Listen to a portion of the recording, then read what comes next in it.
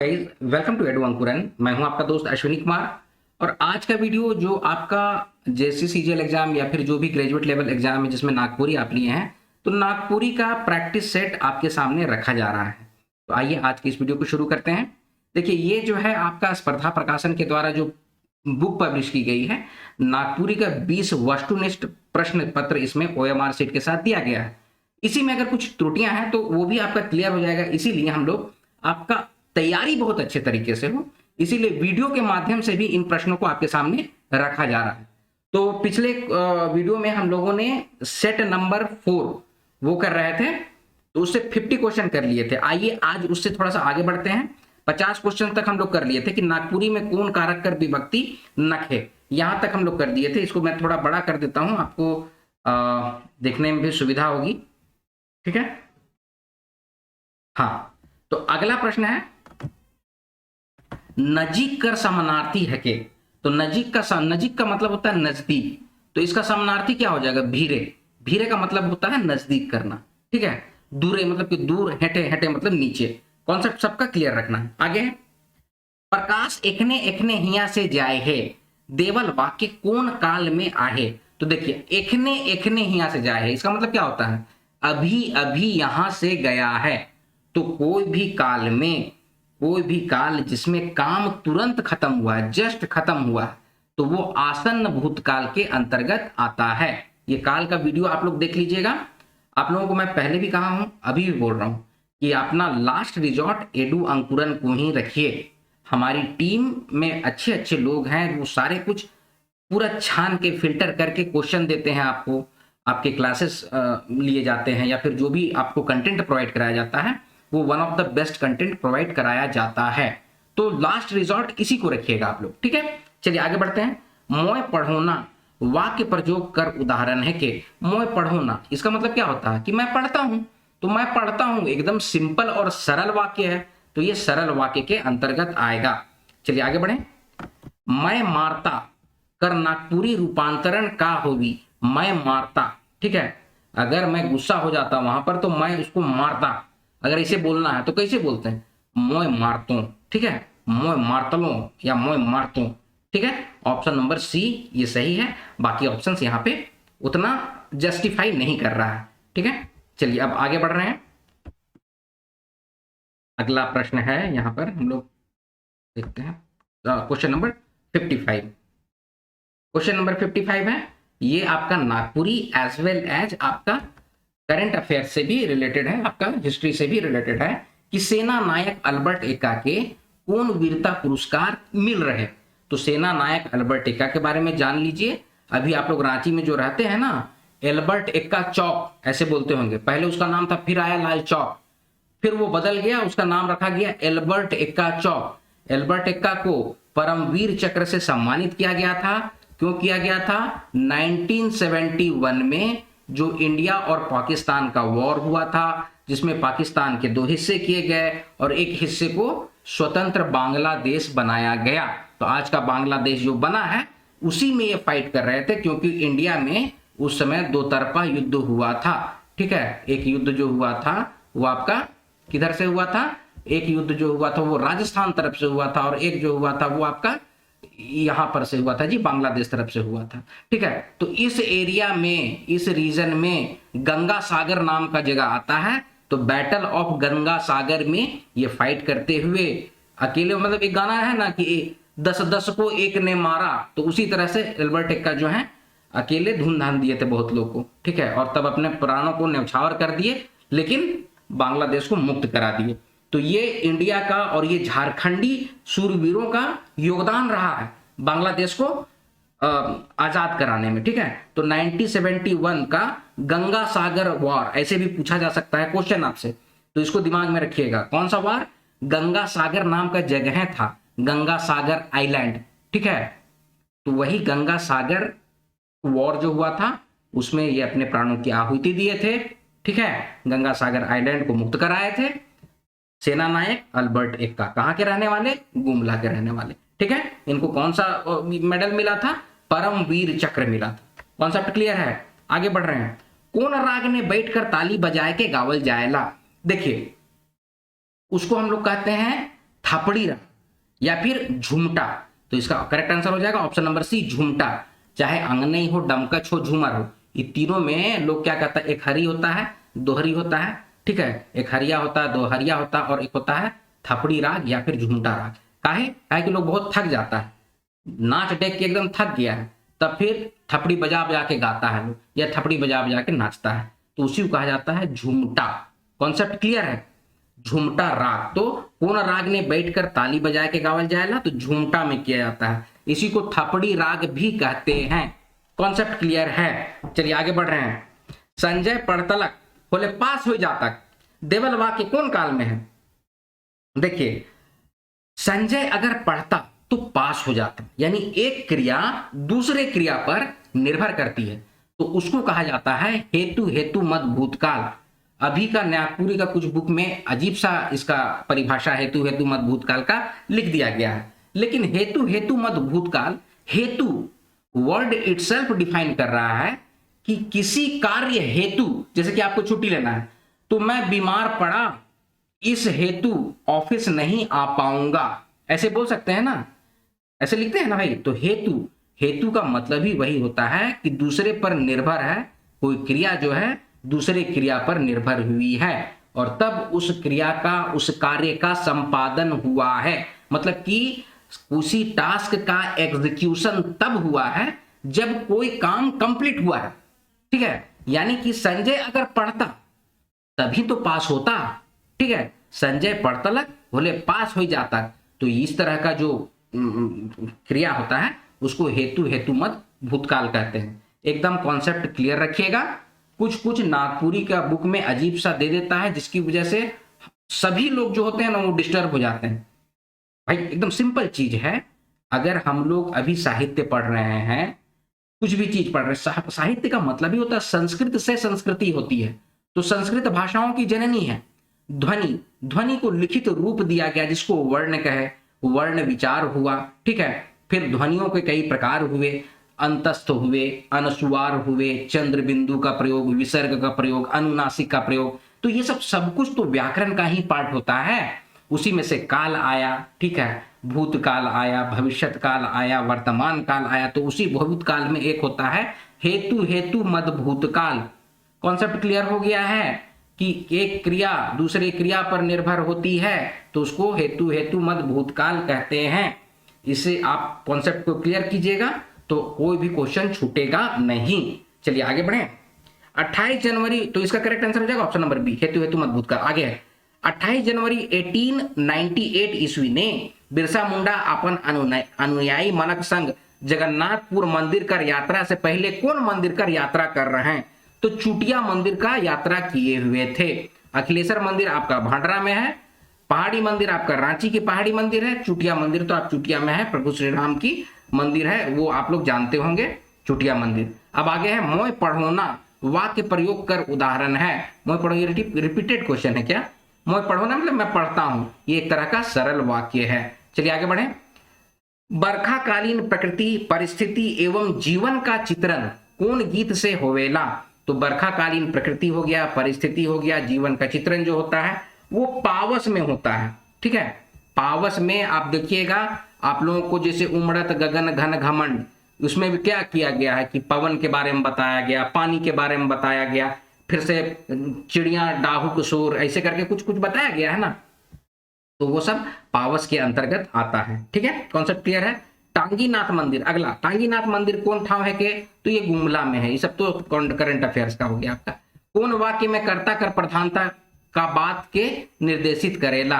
कर्ता का प्रधानता होता है, आप लोग को उद्देश्य और विधेयक के बारे में बताया गया है, तो कर्ता की अगर प्रधानता है तो उद्देश्य है, और कर्ता के बारे में कुछ बताया जाता है तो उसको विधेयक कहते हैं। वाक्य का वीडियो आप लोग देख लीजिएगा, एडू अंकुरन चैनल के प्लेलिस्ट में, व्याकरण के प्लेलिस्ट में है, उसको देखिएगा, कॉन्सेप्ट क्लियर होगा। आगे बढ़ते हैं।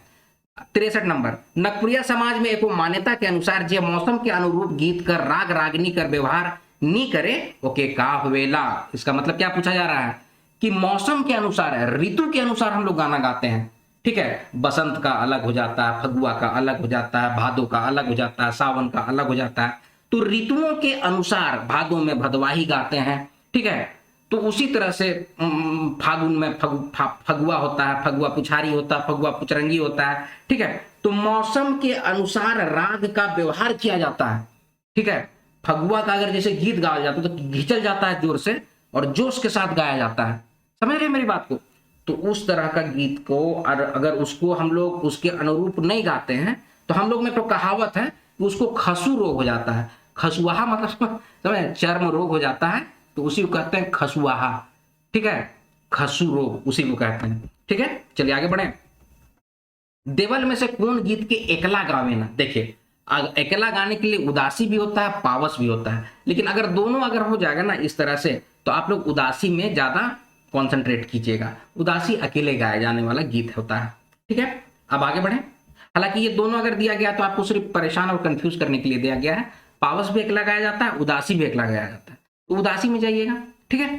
हालांकि होता मेन है पावस अगर, लेकिन प्रकृति से संबंधित अगर है तब पावस में जाएंगे, ठीक है, क्योंकि इसको भी अकेले बैठ के गाया जाता है। इसलिए हम कॉन्सेप्ट आपके सामने दोनों रख देते हैं कि ऐसा नहीं है कि अगर हम इसको टिक लगाएं तो यही होता है, सो बात नहीं है, ये भी होता है, ठीक है। दोनों चीज को आप लोग दिमाग में रखिएगा। एग्जामिनेशन में जो ऑप्शंस आएंगे उसको आप लोग को उसके अकॉर्डिंग अपना दिमाग काम करना है। तो हम लोग के अकॉर्डिंग उदासी होगा। चलिए आगे बढ़े। माता चिन्ह मस्तिका कर मंदिर कौन नदी के तीरे आहे। ये तो बहुत ईजी है, सब दामोदर और भेड़ा नदी के संगम पे है, भैरवी और दामोदर। चलिए आगे बढ़े। रीना गाना गावी देवल वाक्य कौन काल में है। देखिए रीना गाना गाएगी, सिंपली बोला गया है, सिंपल फ्यूचर टेंस कि रीना गाना गाएगी, ठीक है। अगर इसमें लिखा जाता हो सकेला रीना गाना गावी तो हो सकता है गाएगी, हो सकता है नहीं गाएगी, लेकिन यहां पर बिल्कुल सिंपल है, ये सामान्य भविष्य काल के अंतर्गत आएगा। कॉन्सेप्ट क्लियर है। अगर यहां पर हो सकेला अगर ऐड हो जाता ना तो संभाव्य भविष्य काल हो जाता, लेकिन वैसा कुछ नहीं है, सिंपल एकदम है, रीना गाना गावी तो क्या हो जाएगा, सामान्य भविष्य काल। कॉन्सेप्ट क्लियर है। चलिए आगे बढ़ें। आगे बढ़ते हैं। अगला प्रश्न है 67 नंबर क्वेश्चन है। नागपुरी व्याकरण कर अनुसार झन कर प्रयोग काले होवेला। तो इसका प्रयोग होता है अदनी कर संख्या बतावेले। ऑप्शन नंबर बी होगा इसका करेक्ट आंसर। कैसे बोलते हैं, कै झन जाए रहथुन रे, ऐसे करके पूछते हैं ना कि सिनेमा देखे जा रही हो तो कै झन जाए रहन, ऐसे करके बोलते हैं ना हम लोग। 5 जन रहन, 10 जन, 15 जन, 20 जन, ठीक है। तो झन का प्रयोग होता है आदमियों की संख्या बताने के लिए भी, बहुवचन बनाने के लिए भी झन मन का प्रयोग होता है, लेकिन आदमी की संख्या बताने के लिए भी झन का प्रयोग होता है। कॉन्सेप्ट क्लियर है। आगे बढ़े। नागपुरी समाज ने चले खी नृत्य के बोले खी गीत और वक्ष और नितंब का है के, ठीक है। तो उसको मांदर कहा गया, वक्ष और नितंब मांदर है, ठीक है, इस बात को बोला गया। आगे है जगन्नाथपुर मंदिर का निर्माण कौन ईस्वी ने हो रहे। तो कब हुआ था, 1691 में हुआ था, ठाकुर एनी साथ द्वारा इसको बनाया गया था। इसको उलट दीजिएगा ना, 1691 लिखा है ना, उलटिएगा तो उलटने के बाद भी 1691 होगा। तो याद करने का अपना अपना तरीका है। जगन्नाथपुर मंदिर जो है वो सीधा देखिए कि उल्टा देखिए 1691 होगा, ऐसे टाइप से आप लोग याद रख लीजिएगा। आइए। ई ओहे छोड़ी है के जेकर से मोह प्यार करो ना कौन वाक्य के निर्देशित करेला। तो ये वही लड़की है जिससे मैं प्यार करता हूं। ये क्या है, ये एक तरह का मिश्र वाक्य है, ठीक है, इसको दिमाग में रखेंगे। इस तरह के जो है वाक्य का आप लोग एक बार देख लीजिएगा ना, तो मिश्र क्या है, संयुक्त क्या है, उसको भी हम लोग तोड़ तोड़ के समझाने की कोशिश किए हैं अपने तरीके से। आगे। एनी शाह कर बड़ भाई जेकर नाम रहे रघुनाथ शाह। अब रघुनाथ शाह कर गुरु जिनका नाम है हरिनाथ कौन ठाव ने जगन्नाथ मंदिर बनवाए रहे। देखिए इससे आपको क्वेश्चन इस तरह से दिया गया है ना, जिससे कि आप लोग का कॉन्सेप्ट भी क्लियर होता है। एक ही क्वेश्चन से कई क्वेश्चंस भी बन रहे हैं। एनी शाह के बड़े भाई का क्या नाम था, रघुनाथ शाह।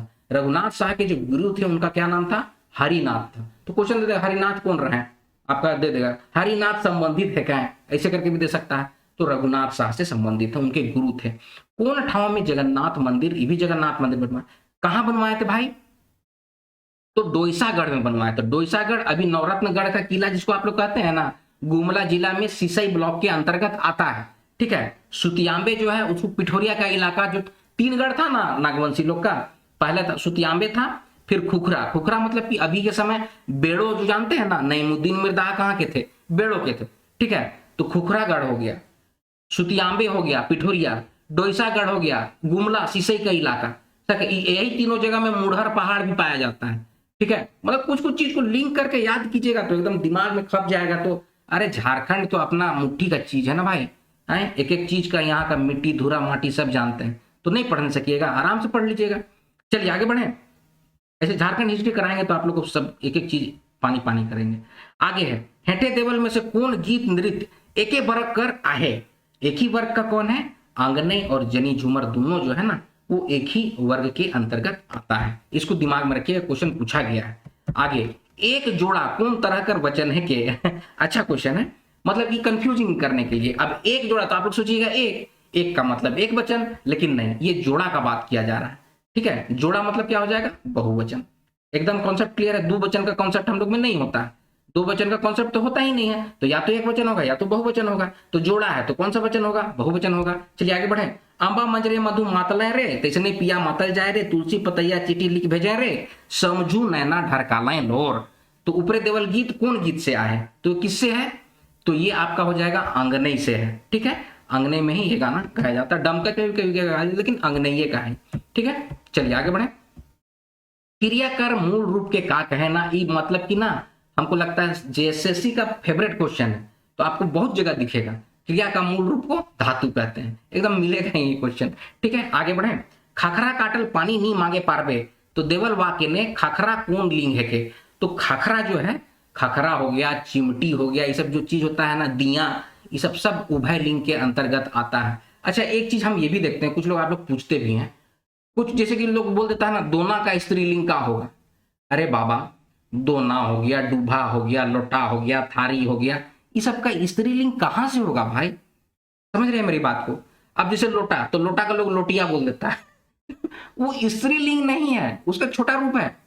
लोटा का लोटिया अगर बोल, लोटिया मतलब छोटा चीज। ठीक है, सूप का सुपली, सुपली मतलब छोटा, सुपली मौनी मतलब छोटा चीज। तो वो स्त्रीलिंग, कोई भी चीज अगर निर्जीव है तो वो स्त्रीलिंग के खेचा में नहीं आता है।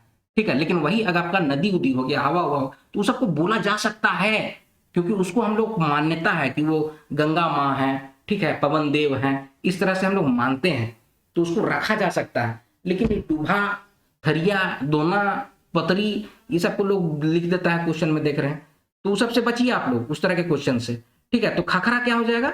एक तरह का उभय लिंग। अब आप लोग बोल रहे खखरा का खखरी भी तो होगा सर, खखरी का होता है भाई, खखरा खखरा होता है, बस वही बोलते हैं, उसके अलावा कुछ नहीं। चलिए आगे बढ़ रहे हैं। ई गीत गर्मी कर मौसम ने कोनो गच कर ठाव चरे, कुंबा छपरी या नदी पोखरा बांध कर किनारे, मन में शीतलता भरक ले गावल जायला। तो जायला ये होगा, ये आगे है गड़बड़। देवल बात कौन गीत से संबंध राखेला? तो किस में गाते हैं? उदासी में गाते हैं। पावस का अगर ऑप्शन रहता तो आप लोग पावस में भी जाते। ठीक है, उदासी और पावस दोनों का जो होता है ना, सिमिलैरिटी होती है। इस बात को हम आप लोग के सामने रख दे रहे हैं ताकि आप लोग का कॉन्सेप्ट क्लियर रहे। चलिए अब अगला क्वेश्चन में चलते हैं भैया। अगला क्वेश्चन है 78। देवनागरी कर हर स्वर में कै ठो वर्ण होएला जे नागपुरी लिखे में व्यवहार होएला? तो 3 ठो होता है। ठीक है, 3 ठो होता है, इसको आप लोग देख लीजिएगा, वर्ण का वीडियो देख लीजिएगा, या फिर उसमें पीडीएफ में भी आप लोग कराया गया। आगे, आयो आबा कौन समास से संबंधित है के? ये सब द्वंद्व समास के अंतर्गत आता है। आगे समास का देख लीजिएगा, समझ में आएगा। नवग्रह, फिर समास का क्वेश्चन है, कौन समास के अंतर्गत आता है? तो नवग्रह एक तरह से कौन सा समास है भाई? बहुव्रीहि समास के अंतर्गत आएगा। आगे है पेड़की कर माने खाके। तो पेड़की, जैसे हम लोग में कहावत है ना, बाप ना मारे पेड़की बेटा तीरंदाज रे, ऐसे करके बोलल जाता है। ठीक है, तो पेड़की एक तरह का पक्षी होता है। ठीक है, कॉन्सेप्ट क्लियर है। आगे है जनी मरद कौन तरह का सामासिक पद आके? तो आपका द्वंद्व समास के अंतर्गत आएगा। आगे है चंडाल से अब डराई बात नखे, एक में चंडाल कौन संज्ञा है के? जैसे चंडाल हो गया, चुड़ैल हो गया, डाइन हो गया, ये सब जातिवाचक के अंतर्गत आएगा। एक जात को ये ट्रिगर कर रहा है। ठीक है, आगे बढ़े। चांदी कौन तरह का संज्ञा कर उदाहरण है के? तो ये एक तरह का द्रव्यवाचक संज्ञा के अंतर्गत आएगा। आगे समासिक पद, जेकर में प्रस्तुत पद मुद नी होके ओकर से बनल दूसर पद कर प्रधानता दिसेला, कौन समास कहायला? तो उसको कौन समास कहते हैं? उसको बहुव्रीहि समास कहते हैं। चलिए आगे बढ़े। डॉक्टर उमेश नंदन तिवारी कौन नागपुरी साहित्यकार तुलना भारतेंदु हरिश्चंद्र से किए हैं? तो ये प्रफुल्ल कुमार के बारे में बतलाए हैं, प्रफुल्ल दा के बारे में, कि भारतेंदु हरिश्चंद्र के समान नागपुरी के भारतेंदु यही है एक तरह से, ऐसे करके प्रफुल्ल दा एक नजर में भी इसके बारे में जिक्र किया गया है, उमेश नंद तिवारी बोले हैं। चलिए आगे बढ़े। हेठे देवल ने सही जोड़ा के बताओ। तो शारदा प्रसाद सिन्हा नहीं होगा, शारदा प्रसाद सिन्हा भी है लेकिन ये झारखंड और नागपुरी से संबंधित नहीं है। नागपुरी भाषा परिषद 1960 में हुआ था, ये बिल्कुल सही है, बाकी इसमें कुछ सही नहीं है। चलिए आगे बढ़ रहे हैं। बन हिरनी कर बेटा कहानी में हिरनी गांव के गंदूर लाए जाए के का जिनिस के जमा करेला। तो किसको करता है जमा? तो चेथरामन को जमा करता है और तुम्बा को भी करता है। ठीक है, तुम्बा मतलब कचरा, मोटा मोटा सखुआ का दंता जो होता है उसी को तुम्बा कहेंगे, कचरा को कहते हैं। तो चेथरामन और तुम्बा को जमा करता है, तो इसका हो जाएगा करेक्ट नाम ऑप्शन नंबर सी, ए और बी। ठीक है, कोनो अनुच्छेद ने संख्या की घड़ी घड़ी दोहराए से बाँचे ले हमरे काची का व्यवहार करते हैं? तो सर्वनाम का व्यवहार करते हैं। अगले क्वेश्चन में आ जाते हैं। अगला है कखन जे भात रिंधाई और हमरे खाप, प्रस्तुत वाक्य ने कैठो सर्वनामिक पद का व्यवहार हुए है। तो जैसे कखन, कखन आपका हो गया सर्वनामिक पद, जे भी हो गया आपका सर्वनामिक पद, और हमरे भी हो गया एक तरह का सर्वनामिक पद। तो इसमें 3 ठो का प्रयोग हुआ है। ठीक है, इसको देख लेना है अच्छा से। आगे है शिकार करते करते जब राजा अखंड वन में पहुंचेला तो ओके का लगेला? तो ओके छोट बाहर लगेला, ऐसे करके किताब में लिखा हुआ है। तो पेशाब लागेला आपको ऑप्शन दिया गया है, तो ऑप्शन सी, नहीं तो छोट बाहर लिखा हुआ रहेगा। ठीक है, कौन चीज लिखा हुआ रहेगा? छोट बाहर। तो उसको आप लोग दिमाग में रखिएगा, छोट बाहर करके किताब में लिखा हुआ है, इसीलिए बार बार हम रिपीट कर देते हैं कि आप लोग का दिमाग खुला रहे। चलिए आगे बढ़े। जनजातीय एवं क्षेत्रीय भाषा विभाग का पहला अध्यक्ष के रहे? देखिए इसी के बारे में हम इस बार बोले भी थे कि डॉक्टर रामदयाल मुंडा होंगे। इनके बारे में ना हम लोग के समाज को पढ़ना बहुत ज्यादा जरूरी है, डॉक्टर रामदयाल मुंडा जी के बारे में। ठीक है, तो इसका करेक्ट आंसर क्या हो जाएगा? डॉक्टर रामदयाल मुंडा। ये बहुत काम किए हैं भाई, मतलब कि नागपुरिया समाज के लिए। ठीक है, और या झारखंड के लिए। चलिए आगे बढ़ेंगे। बिंझिया कर शादी ले का शरत रहे? तो ऑप्शन नंबर सी हो जाएगा 7 बरस कर पूर्णा गोंदली मड़ुआ होवे चाहिए। मतलब कि एक बार उगाया ना मड़ुआ और गोंदली तो 7 साल तक चलना चाहिए। तो ऐसा वैसा परिवार को रईस परिवार कहा जाता था। ठीक है, चलिए अब आगे बढ़े। रातू महाराज कर वैद्य रहे के रहे? तो भोलवा कर दादा थे, ऑप्शन नंबर ए हो जाएगा। आगे है कुमारी बासंती की रचना जे कांटी कहानी संग्रह में संकलित हुई है? तो कौन है? क्रिसमस कर सांझ है। आगे नीरल का है के का रहे? तो नीरल एक तो मिस्त्री है। नीरल क्या है? मिस्त्री है। ठीक है, अगर ऑप्शन में अगर ए दिया होगा तो वो गलत है। ठीक है, कविराज नहीं है। नीरल क्या है? तो मिस्त्री है। किससे लिया गया है? क्रिसमस की सांझ किताब से ही लिया गया है। इसके रचनाकार कौन है? तो कुमारी बासंती हैं। कुमारी बासंती का जन्म कहाँ हुआ था? सिमडेगा में हुआ था। कौन सा टोली में हुआ था? पोढ़ा टोली में हुआ था। ऐसे करके याद रखिएगा ना, सब तो मुंह जुबानी हो जाता है। नहीं, आगे बढ़े। भोटांग डहर कर मुख्य पात्र है? तो कौन सा है? मंगरू है। कई बार तो सब चीज करवाते जा रहा है, तो आप लोग को, हमको लगता है इस बार आप लोग बढ़िया कीजिएगा। हमारी टीम को काफी उम्मीद है आप लोगों से। लाल रणविजय नाथ सहदेव का रचना जे रुगड़ा कुकड़ी कहानी संग्रह में तो कौन है? मनपूरन हुआ। ठीक है, चलिए आगे बढ़ेंगे। शिवा कर बाप हर का तरी सिराए गिना है? तो कुआं गिर जाते हैं, तब से उनका तबियत खराब हो जाता है, तो फिर सिरा जाते हैं, मृत्यु हो जाती है। चलिए, डॉक्टर कितना रुपया कर दवाई लिख रहा है? तो ऑप्शन नंबर डी हो जाएगा, 50 रुपया का दवा लिखे थे। ठीक है, तो ये सब चीज है, इसको आप लोग अच्छा से कीजिएगा। बहुत सारे लोगों ने कहा कि सेट नंबर 18 में, तो अगला वीडियो सेट नंबर 18 से ही आप लोग को अपलोड कर दिया जाएगा, ताकि आप लोग का कॉन्सेप्ट भी क्लियर हो। और कुछ अगर प्रिंटिंग मिस्टेक यहाँ पर देखिए, ए की जगह बी कहीं पर रहता है, ऐसे टाइप हो जाता है। उस स्लाइड चेंज करने में ऐसा होता है, प्लेट चेंज करने में। ठीक है, प्रिंटिंग तो वैसा कुछ भी होगा तो उससे क्लियर हो जाएगा। तो आप लोग को किताब भी मिल गया है, आपको वीडियो भी मिल जा रहा है, कॉन्सेप्ट क्लियर हो रहा है, तैयारी अच्छा से कीजिए। चलिए मिलेंगे अगले वीडियो में, तब तक आप लोग जोर शोर से एकदम तैयारी कीजिएगा। Wish you all the best. मिलते हैं अगले वीडियो में, तब तक के लिए जय हिंद।